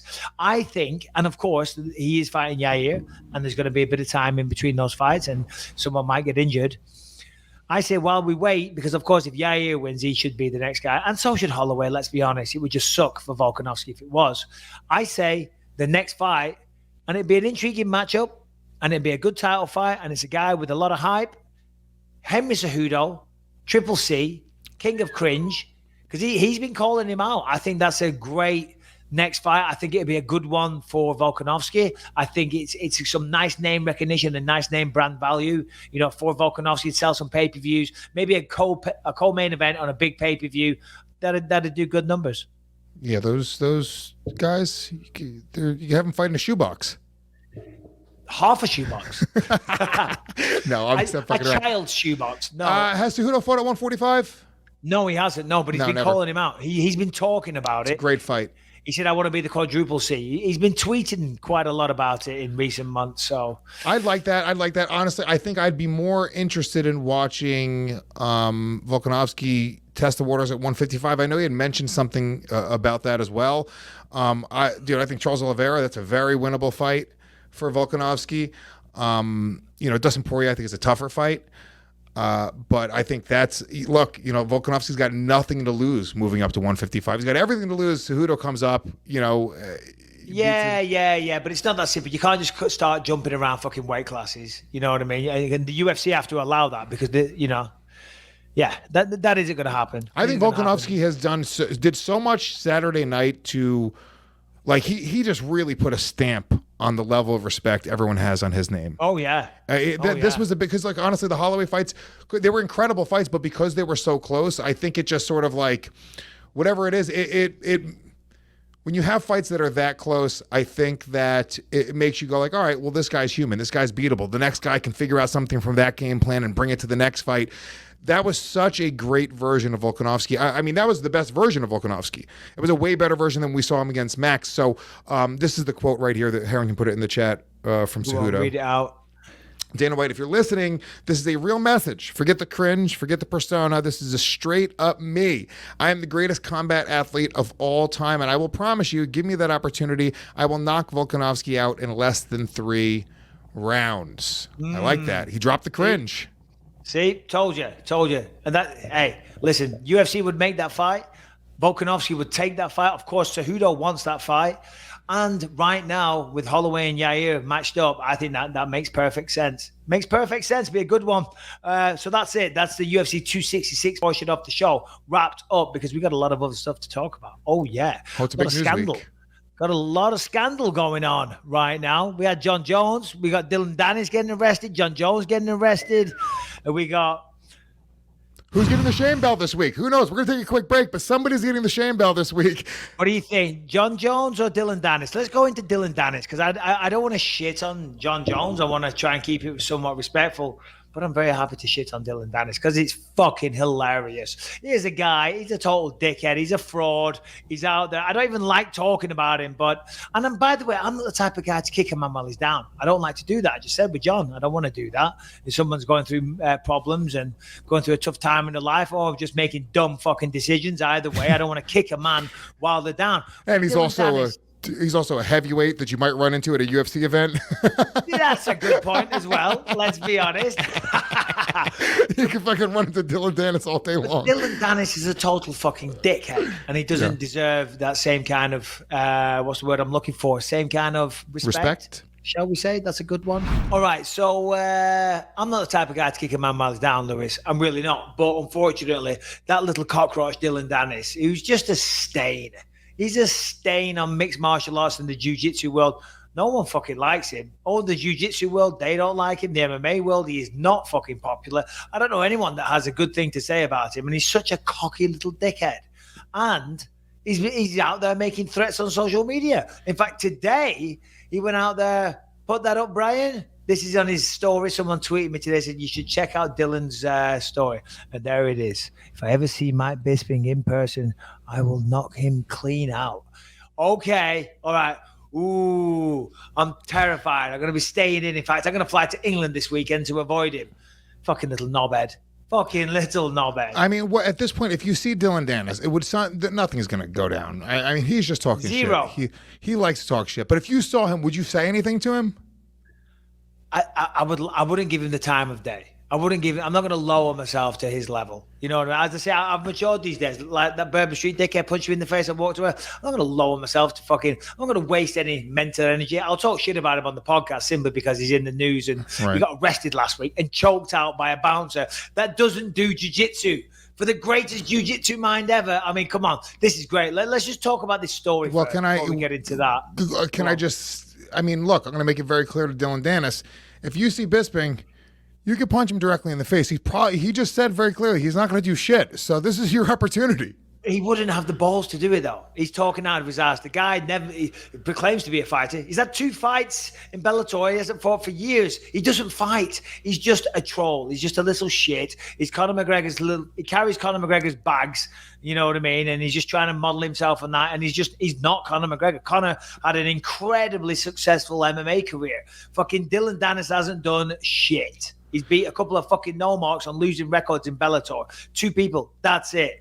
So anyway, so what happened was last week, listen to this story. It's fucking hilarious because he did the classic, the most douchiest line in the world. And I know this because I like Winter. We all love Raging Al. He's got a podcast, Call Me Al. So do him a favor. Find that on YouTube and give him a little subscribe. Al's a great guy trying to do what he can. So the Call Me Al podcast. And this was actually kind of funny because I wanted to know the details. So I looked up Raging Al on Twitter and I sent him a DM. And I actually got a message back from the account saying, no. This is I Like Winter's parody account. But don't worry, I'm friends with who I incidentally am the producer on his podcast. I'll forward it to Al. So I sent my number and Al called me straight away. And I said, so go on, what happened? Because they had the doorman that choked out Dillon Danis on Al's podcast, right? Hilarious. So we got it from the horse's mouth. So Al tells me that this guy says he's working at a bar in somewhere called Seaside, New Jersey. Well, how did Al say it? He said, well, we'll do that in a minute. I can't fucking do it now. I can't do it now. I can do it. Before we came on, I was doing an impression of him. It was the best. It was going to be another Bisping classic. What happened? I can't fucking do it now. Anyway. But he says this doorman is working, right? And there's a bunch of people show up from a wedding. About 50 people show up. They've been to a wedding. They're all a little buzzed. They've had a good time. And they're coming to the bar. And as they're coming in, obviously everyone has to show ID, which I still forget to do sometimes. You know what I mean? Because in the UK, that's not a rule, but it is here, as everyone knows who listens to this show. So you got to have ID. Dillon Danis walks up and he says, ID. He says, I don't have any ID, but I'm Dillon Danis. And he's like, yeah, that means nothing to me. He says, no, I'm Dillon Danis. I'm Bilbo Baggins. Nice to meet you. The famous MMA fighter. He says, oh, sorry, mate, I've never heard of you. You're going to have to show me some ID. So then, but he said the line, said, don't you know who I am? Right? Which is just the number one cringiest fucking thing you ever say. And then on top of that, he doubles down with a cringe. We should start calling him Henry Cejudo. He then Googles himself and shows it to the doorman. He says, look, that's me. Right? And the doorman says, well, that's really cool. That's great, but it's not a fucking acceptable form of ID. Devil's advocate? Go ahead. Because I've done this before, not to get into a place, but I did remember when I the car. With the car, yeah, I just to let because I can be identified publicly, and I have a blue check mark on Twitter, like I'm as a form of ID. I did this at a bank recently. I didn't have my ID, or I left my wallet at home, and the banks now they can use Apple Pay. You could like swipe your ATM card, but it wasn't accepting it. So I went to the teller and I was like, oh, I need cash, and it won't register for some reason. I guess it's broken or whatever. The ATM machine wasn't working. So she was like, oh, we can only give you $100 without ID. But I was like, I'm a public figure. I was like, you can see me on, multiple websites. I perform in the city. I wasn't trying to brag to this woman. I was simply trying to get money. And that was the fastest way for me to explain. And it worked. I'm going to give you some advice. Never refer to yourself as a public figure. I am. I'm a public figure. I know, but you don't. Maybe just try and be a little bit cool about it. But what anyway, do I say? Just don't say I'm a public figure because you sound like a cunt. That's what you sound like. I'm just giving you a bit of advice. So anyway, back to Dildo Danis. So he says, so he Googles himself, and the guy's like, well, that's really cool. Great. Yeah, you're an MMA fighter. Sorry, mate. I can't let you in. I'm doing my job. I can't let you in unless you have ID. And then another doorman came over, and Dillon was drunk, apparently, from this guy, what he said. And then he starts getting into it with the other doorman. And then, boom, Dillon punches the doorman, right? And he said it was the weakest punch ever. He said, but as he punched him, the other doorman, the one that was on Al's show, gets him in a headlock or a rear naked choke from behind. They hit the floor. And the funny thing is, because Raging Al said to him, he said, well, so you done jiu-jitsu? Because Dillon Danis is supposedly this great jiu-jitsu player. He said, no. He said, I did a bit of Krav Maga once. I did a little bit of Krav Maga, but that was it. And you can see the guy doesn't have jiu-jitsu because he actually has the hooks in and he crosses his feet. And that's a big no-no. You don't cross your feet, because if anyone that knows jiu-jitsu, they can do a submission with your toes pretty quick with your feet. So Dillon didn't even do that one either. And in the street fight situation, which if you're in a legit street fight situation, you don't fucking tap. And anyway, then Al says, can you come on my podcast? And the guy says, I've got a 16-hour shift. Sorry, I can't do it right now. And he goes, what do you mean you got a 16-hour shift? You got a 16-hour shift as a doorman? He said, no, I'm a chocolatier. He makes chocolates. This guy is not a tough guy.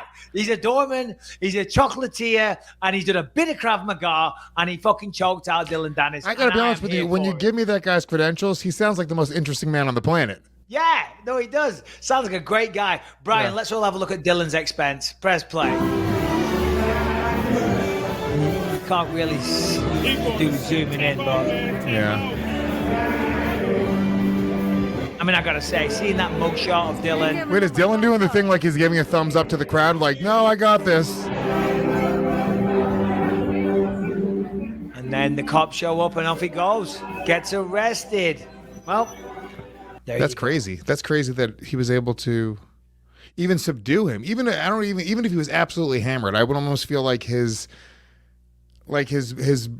body would kick into just whatever gear it would take to easily get out of this hold. No. See, what you got to realize is, and listen, of course, Dillon knows jiu-jitsu. You know, I'm just shitting on him because he deserves to be shit on, because he himself is a shit. He's a fucking turd of the biggest magnitude. But just because you know jiu-jitsu or you know martial arts doesn't mean you're fucking invincible. And if somebody gets you in a rear naked choke and squeezes like a motherfucker and it's in deep, then you've got a problem. And then when you're in the street, you can tap all you want. Do you know what I mean? But if they don't continue, if they don't let go, you're going to go to sleep. It's as simple as that. And then once you're asleep, they can do anything with your body. No, unfortunately, in this day and age, there is a lot of cell phones around. Do you know what I mean? So I don't know if he was sexually abused or not, but hey, still, jury's still out on that. On that mugshot of his, he didn't look too. Can we see the mugshot? I don't want to kick a man while he's down, but can we laugh at his mugshot, please? Yeah, we should find that as well. He looks very puffy. He looks like he's had a heavy night. He does. He has whatever Nick Diaz is doing. Dillon Danis seems to be doing. He's on the same diet, but still serves him right. Serves him right for being a general dickhead. And then he's putting on Twitter, he's gonna knock me out when he sees me. Look at him there. His fucking makeup's run as well. Is he wearing mascara and foundation? How does he have 1.3 million Instagram followers? That's bonkers. Yeah, well, because he just bloody rides the coattails of Conor McGregor, doesn't it? Do you know what I mean? I doubt it's anything to do with his own achievements, let's be honest. But anyway, I despise talking about him, but he's making threats on Twitter, or Instagram, which is hilarious, especially after what he's just been through. You'd think he would have a little bit of self-realization, bury his head in the sand, and just go quiet for a little bit. Maybe let this brush over. Do you know what I mean? Maybe let some other news kick in. Do you know what I mean? But no, win some fights. Win or have a fight. By the way, this is a very fair show, and Bisping, look, I'll be the first one to say, if you don't like somebody, you'll be a dick to them. As simple as that, but you would be fair. If Dillon Danis was going out and beating the best fighters in the world, you would say, I don't like that guy, but he's one hell of a fighter. I wish he wasn't. Simple as that. It is what it is. So yeah, Dillon Danis, I commend him for being able to parlay his very minimal achievements in the world of fighting into a very large following. I'm watching him sit on a Ferrari and fucking. That's why I don't want to talk about it, because we're giving him what he wants, but still, I just wanted to shit on him for a little bit, because I'm not going to fight the guy. Come on, get a grip. I'm 42 years old and you're a little pussy boy. Simple as that. What about a boxing match? Boxing match, winner takes all. You versus Dillon Danis. Stop it. I'm not being associated with that little cunt. Simple as that. Anyway, all right, that's that done. Let's go through some of these news stories, because we gotta as it relates, Jon Jones. Who's getting the shame belt this week? Well, not Jon Jones, because we don't know any of the details yet, but it doesn't look good. I will say that. Listen, we don't know no details of the arrest that's come out. It's domestic abuse and apparently damage to a car, but no actual details. He was in court again a couple of days ago. He's got another court hearing on October 26th. All we know is at 5:45 a.m. police were called to his hotel room, Caesar's Palace, and he got arrested. Do you think he had just woken up? Oh, no. Whatever happened, him and whoever it was, and I'm assuming it's a female because it says domestic abuse or domestic violence, whatever. Let's assume it's his wife. I doubt they were having a spat. It could have been his wife. I doubt, because his wife was at the Hall of Fame thing. It's such a shame for him. You know what I mean? Listen, if you act stupid, then you make your bed, you lie in it. You know what I mean? But still, you know, I mean, here's a guy, he's got millions of dollars, he's very rich, he's famous, you know, and he's got a lot of problems. Dana White said that Vegas is not good for Jones or something like that. He was like, this is just not a city that he should be coming to. It's not a city that mixes well with him. Look, Vegas isn't a city that mixes well with most people. It'll bring out the devil in you, okay? Oh, We've yeah, all been to but Las most Vegas. people aren't getting arrested for domestic violence at 5:45 in the morning. You know, let's be honest. But still, that is also true. Still, is there any more details in that at all? Let's see, jail and court records show $8,000 bail, blah, blah, blah, blah, blah. Yeah, nothing else. Yeah, no, I know. October 26th, he's back in court, so I'm assuming then maybe some details will emerge. But I mean, it's just fucking embarrassing for him as well. Do you know what I mean? Listen, I like Jon. Every time I see Jon, I always have good interactions. I saw him recently in Vegas, and he came over, and we had a good chat. He's a good guy, and he's a fucking hell of a fighter, let's be honest. And it seems like they're getting close to this heavyweight deal. I think they just said that they came to terms and they agreed on some money or something. Oh, really? I never saw that. I just read something. Harrington, am I wrong about that? I just read something a few days ago before it all, or a few days before it happened, that Jones was moving forward with the UFC heavyweight deal. So well, I don't know. But what I saw, he said, I'm 260 pounds. I want to get up to 275. That's what he said. I did see that as well. Yeah, I saw that. So, but Jon Jones, I mean, look, it's at this point, it's almost a part of his thing, right? And this was Mayweather, Mike Tyson. There's plenty of fighters that have gotten into trouble and gotten into worse trouble. Let's get real. Like Jon Jones is, you know, he's for fighters who get into trouble. Jon Jones is pretty fucking mild, right? He got drunk driving, possession of a firearm. These are all. It's not like he was getting into like crazy shit. He didn't, you know, it's not great. And don't get me wrong. He did run his car into a pregnant woman and then run out of the car and then stop because he was out of breath and then go back to the car and you think he's going back to check on the woman, but he's not. He went into his own car and grabbed his drugs and his cash and then run off. That's from your perspective. Some people would say there was a 2-on-1 fight. And Jon Jones. That's exactly what happened. But you're right. I mean, listen, you compare it to fucking Mike Tyson, for crying out loud. The man went to prison for rape. The guy did a lot of things. He said a lot of crazy stuff. At the end of the day, you know, whether or not you like them as a person or if you can't stand them and you think they're evil and they're scum, as a fight fan, we want to see what they do in the ring or the cage. You know, and what Jon does in there is fantastic. Of course, that doesn't excuse his actions, but he's just not as much of a bad boy as we're like.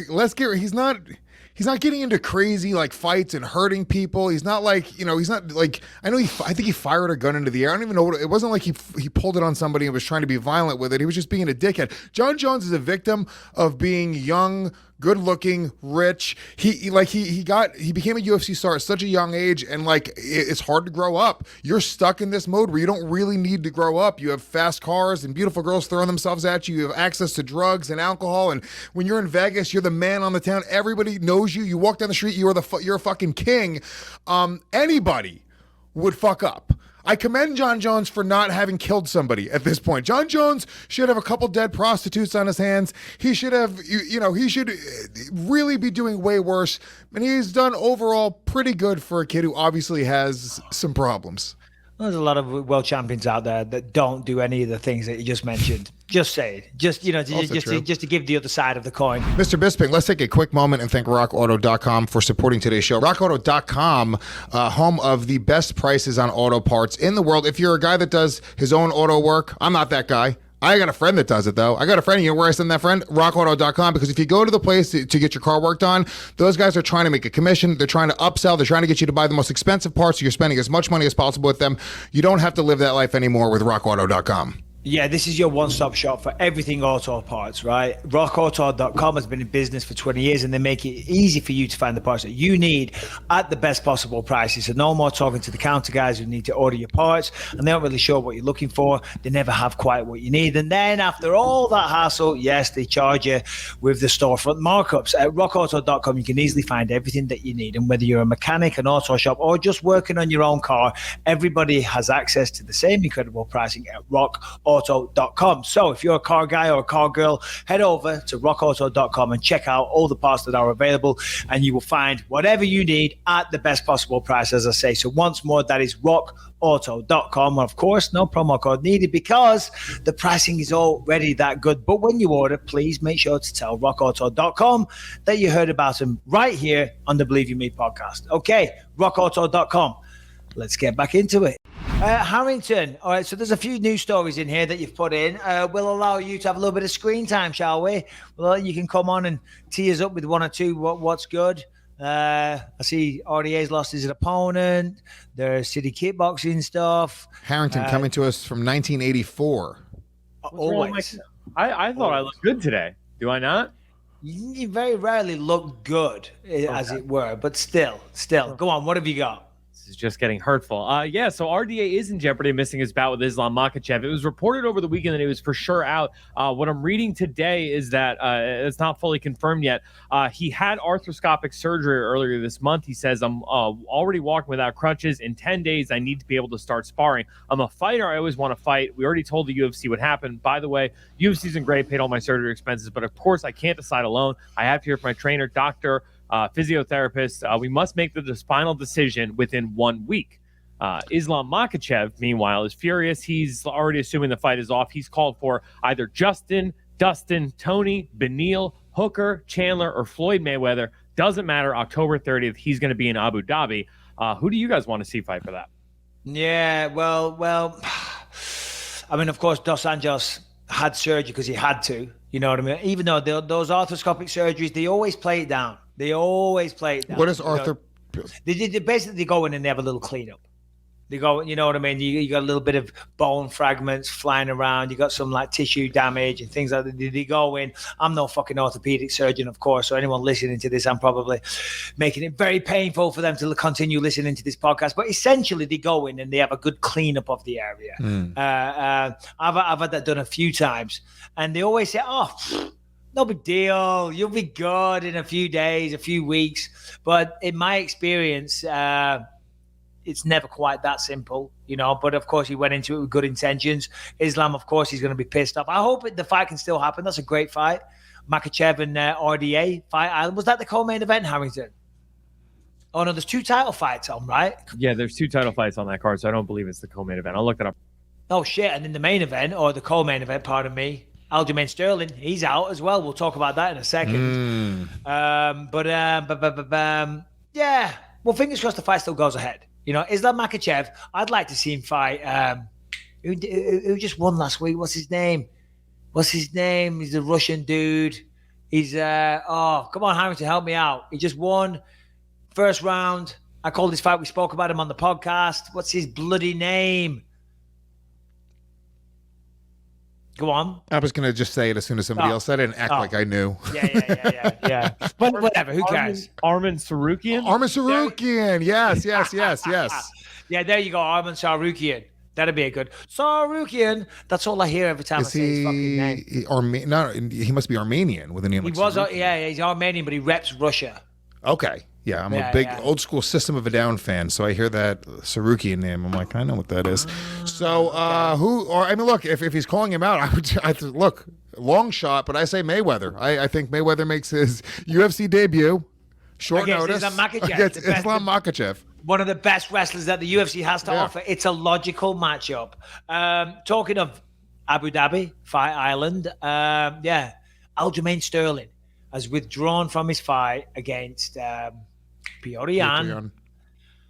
And it's it's not good for the PR. If you are a PR agent hired for Aljamain Sterling, you're having a bad day right now. This isn't the PR that you want. Every phone call you get, you're like, you're not pulling out of the fight, right? Don't pull out the fight. No, listen, I'm not shitting on Aljamain. Aljamain's great. I'm not here to do that at all. And he pulled out of that fight. Well, he delayed the fight because he needed to have surgery. And that's a legitimate thing. I had the same surgery myself, so God bless him.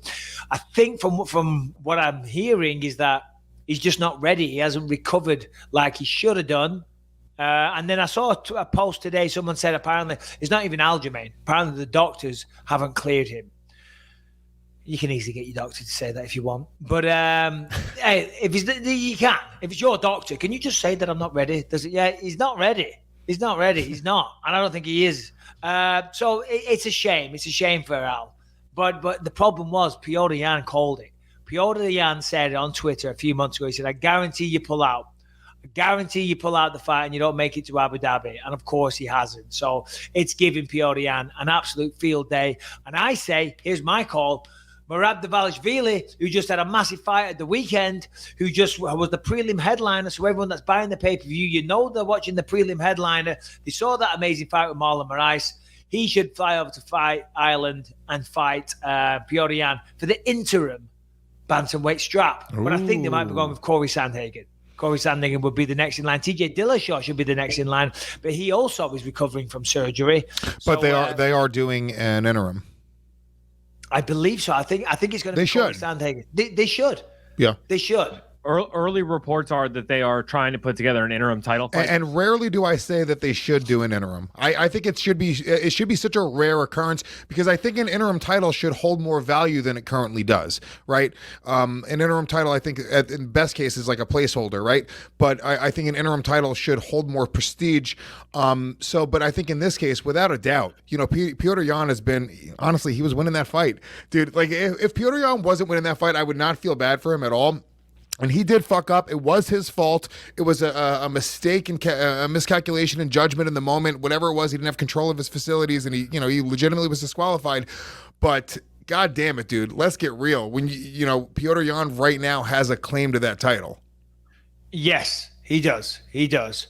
I'm totally listening to what you said. I was just emailing something for Brian to play in a second. Yeah, he does have a claim. He was winning that fight. He made a mistake. And Aljamain is the champ, and it's not his fault he won it like that. Aljamain did not knee himself in the face. You know what I mean? So we've been over that many, many times, so we won't get into it too much. We won't go over old ground and repeat the same conversations. At the weekend, Anthony Joshua for Alexander Usyk. And I just sent you a video, Brian, to the BYNpod@gmail. Don't play it just yet, but there's a bit of skullduggery going on here potentially, Lewis. Skullduggery. Skullduggery. Potentially. See what you think. I don't know what I think.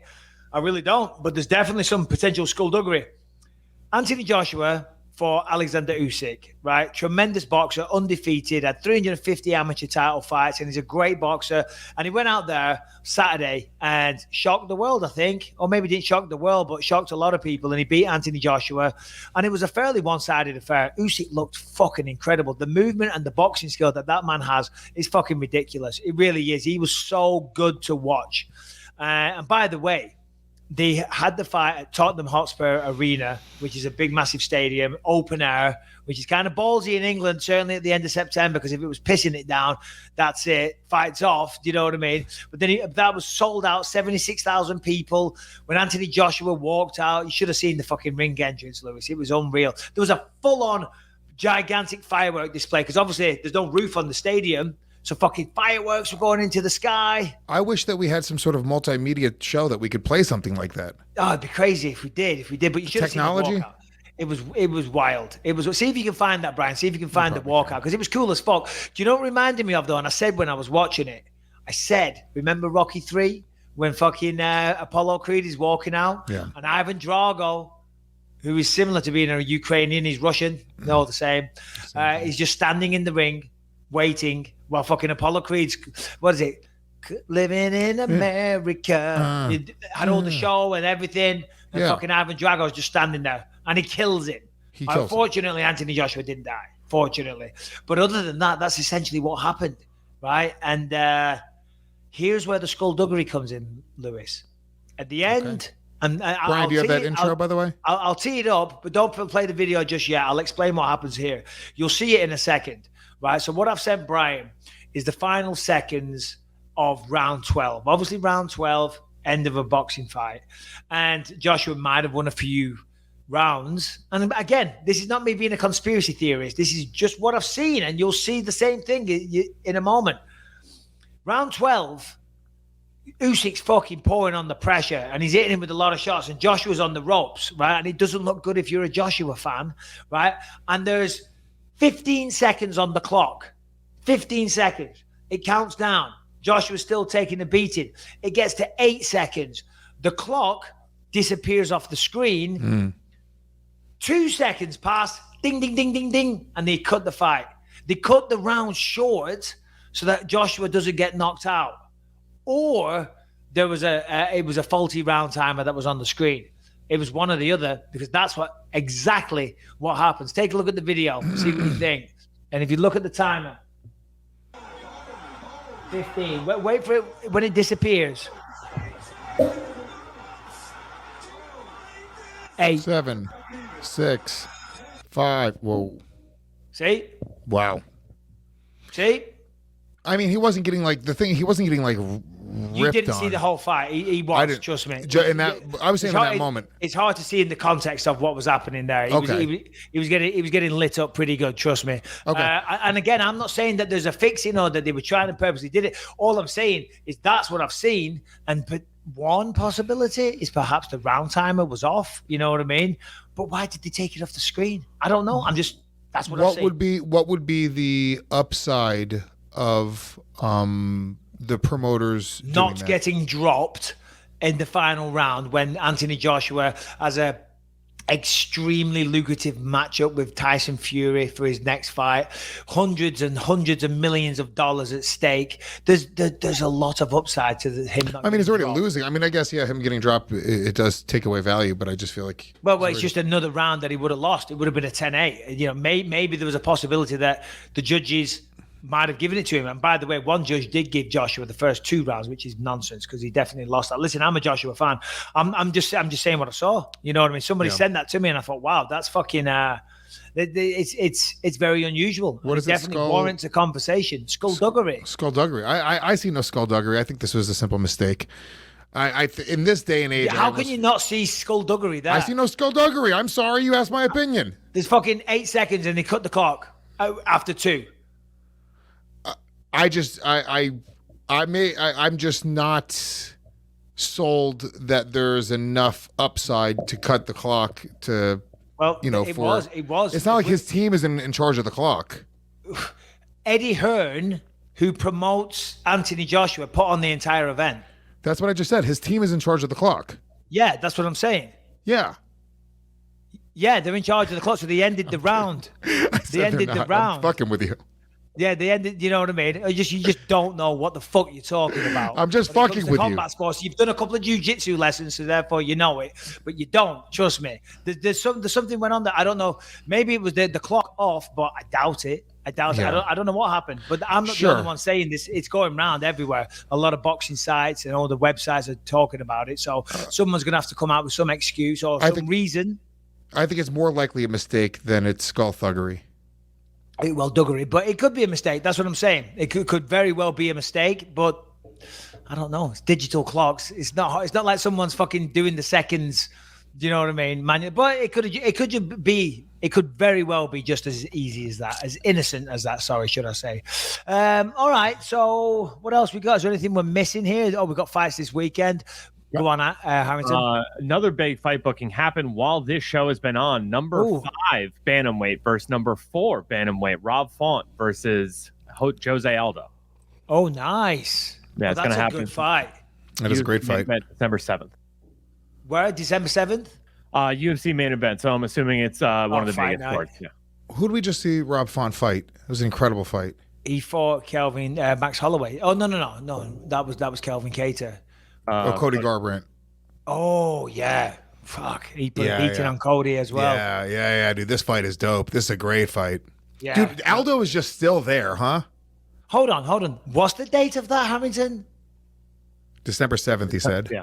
December 7th is a Tuesday. Well, Tuesday night contender series. There you go. Maybe the people that are in charge of the clock from the Anthony Joshua fight were in charge of this booking. I'm just saying that December 7th because I looked because I wanted to check because I'm commentating 2 nights in. It's the 4th, is it, Harrington? December 4th. Yeah, that was my bad. 4th and 7th. They look just like one another. That's a good fucking fight, though. That's great. Well spotted, Harrington. Good job. But this weekend, Johnny Walker, Thiago Santos. What do you got in that one, Lewis? Dude, Tough to pick. It's a fun fight. Yeah, It's a great fight. Johnny Walker. Who did Johnny Walker fight last? He's been doing well again recently. I forget. I'll look him up. Yeah, but he had a little skid there for a minute. I guess I'll pick Thiago Santos. He's been in the big show for a long time. Thiago Santos would probably, I think, he's more in control of himself as a fighter. Johnny Walker is just so unpredictable, and that's what wins in fights. He does these crazy maneuvers and he catches people with something outlandish and something crazy.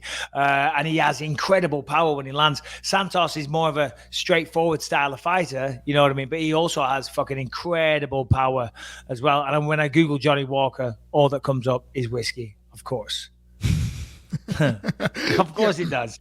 Walker lost 2 in a row, then beat Spann in his last fight, and Santos has lost 3 in a row, Jones, Glover, and Rakic.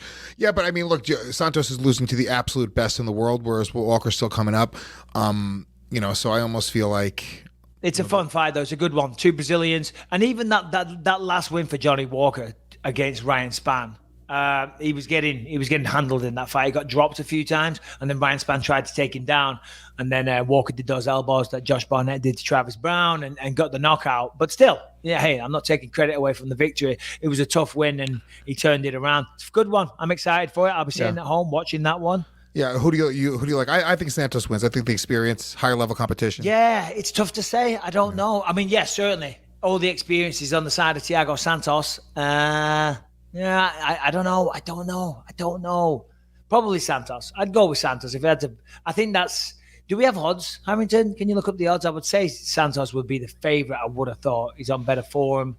He's fought bigger names. He's at the top of the division. There you go.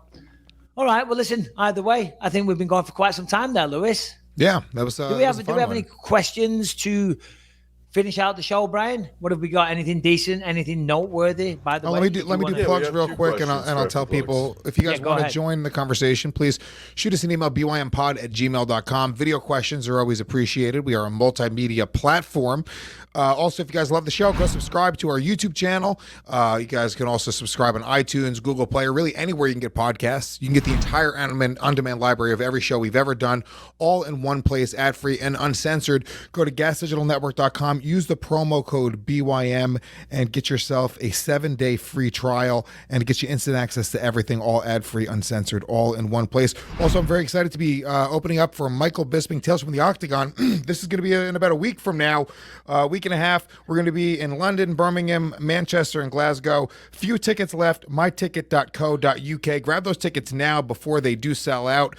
And I will be touring all over the place as well. I have one show in London on the 5th. I got a few tickets left for the 9:30 show. Go to lewisofskanks.com. I'll be in Austin, Albany, Chicago, and many other places coming up before the end of the year. Plus Skankfest coming up as well in November. So very excited about all this stuff. All right, Brian, I'm nervous because we never know what to expect with these questions. Sometimes they're a little bit out there, and then Brian says that sometimes some of the questions are just not suitable at all. So try and keep them a little bit, not PG, because we don't want that shit, but still, you know what I mean? Nothing too out of control, because sometimes they are. One guy yelled at me because I wouldn't play his question, but he would also just have gay porn playing on his TV in the back of them. Hell so yeah. That's the kind of things I protect you guys from. Yeah, this is what we're talking about, But what did he say to you? I'm intrigued to know how he yelled at you. Well, he was just like, I keep sending in fucking questions, and you guys never pick to play them. And I was like, because you have just dicks floating in your background, dude. Yeah, so that happened. Dicks floating in the background. Wow. Yeah, no, I'm glad you saved us from that one. All Sounds right, like the Gas Digital Studios. What have we got? Yeah, dicks floating all over the place. So we got a question here from Mr. Kevin Bryan. Karen Bryant? Karen Bryant. What's his name? Kevin Bryan. Oh, Kevin Bryan. Hey guys, it's Caban from Northampton, and I've got a quick question. So I was just wondering, do you ever go through the year and realise it's a certain date? So I don't know, 10 years since you got knocked out by Dan Henderson. Sorry to mention that. 5 years since you won the belt. And does that ever affect your mood, or do you ever think that, you know what, the UFC might post this on their social media? Does that ever cross your mind? I was just wondering. And Lewis, similar question for you, I suppose. Do you ever hear a trigger word or a trigger phrase, and it makes you remember a shit joke you made, and that didn't go too well? Or similarly, a trigger phrase that made you remember a wicked joke that you made that made a really good impact on the crowd? Just wondering if anything sort of triggers you both, either in time or words, yeah, let me know. And I look forward to seeing you both in Birmingham on the 7th of October. Yeah, look forward to it. Well, thank you very much, Kevin. He was, I'm going to say, he turned it around at the end. Why are we focusing on the negatives? Why is it going to be a bad joke? Why is it going to be a knockout? Why got to be something good or something Also, positive? I love how the best thing I've done in my career is telling a good joke once on stage. The best thing you've done in your career is winning the UFC middleweight title. Or getting knocked out by Dan Henderson, apparently. That's true. So, That's the negative side. Yeah. Not really. I don't know. Because there's an Instagram page or a Twitter page, MMA History. And they're always, anytime a fighter, like 5 years today, 10 years since this day, and there's a lot of fighters, and so there's a lot of every day almost. There's an anniversary of a certain thing, so they're always putting them up. And the UFC often do that as well. They're pretty good at like celebrating a big win for somebody if it's a milestone, like a year or 5 years. Who knows? Fucking 10 years, yeah. So, but yeah, no, I don't try and I don't even know. When did I win the belt? I think it was June 4th. I'm not sure. I'm not even totally sure of that. Yeah, but I try not to, dwell on past successes or past losses either. You know what I mean? I don't go around celebrating the day I was knocked out. I don't celebrate the day I lost my eye. You know what I mean? It's just, it was a day. It was one of those. Yeah. Lewis, good jokes, bad jokes, memories. What we got? I mean, no, that's not substantial enough. I mean, there's nothing really. Nothing. I mean, the Christmas time reminds me of my son being born because his birthday is in December. You know what I'm saying? It's nice. Like that's something substantial that it sort of brings. When's his birthday? December 29th. Oh, sorry, I thought you said September. No. I don't know when Christmas is. This is Puerto Rican Christmas. It's in the fall. Yeah, so it's like I mean, there's nothing like. The first time I did TV, I don't even remember like what month that was. I have no idea. So there's nothing you're substantial. A public figure. Because I'm a public figure. Honestly, why would I even know any of these things? I have a blue check mark. There's too much. Do we have any more, Brian? Whoa. We do. We have one more from Lewis from Belize. Do we have any dicks floating around on this one? Nope. Like a young Dillon Danis. Right, hello, everyone. So my question for the podcast would be for Michael Bisping. Who would you say is the toughest opponent you've ever fought? And what would you say is the toughest fight you've ever had? And for Lewis, who is the toughest crowd you've ever had to perform for? And then for Harrington and Brian, I would like to know, what is it like working alongside greatness and Michael Bisping? Thank you for your time, guys. Hell yeah, Lewis. You're the fucking man. Give the guy a t-shirt. Thank you. Fucking does look like Dillon Danis. Cross between Dillon Danis and Khabib. But what was the question for me? Toughest opponent. Well, there's been a few of them over the years. One of the toughest first rounds I ever had, I've talked about it before, was fucking Matt Hamill, because I went out there thinking it was going to be a walk in the park and waving at everyone and fucking blowing a kiss to my wife. And, hey, what's up, Dana? How we doing?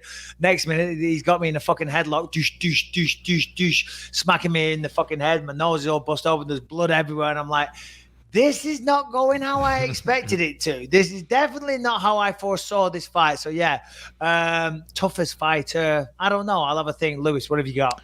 Toughest crowd. I mean, it's weird because like when I was a younger comic, like there was just like you bomb and it's just like you can't put together the bombs. It just sucks. Let me tell you, if you're bombing on stage, is goddamn awful. Oh, I'm looking forward to it next week. When you got to be up there, and what's cool, by the time you're ready to go do, and this is actually why I commend Michael Bisping, right? Because Michael is going on stage for an hour without going through the process of building the 5 minutes, 10 minutes, 15 minutes, getting comfortable with 25 minutes, being an opener for somebody for a few years. This is how comedians come up. And by the time you get to do an hour, you're doing an hour, you've already bombed enough, so you don't give a fuck about bombing anymore. You're not in your head about it anymore.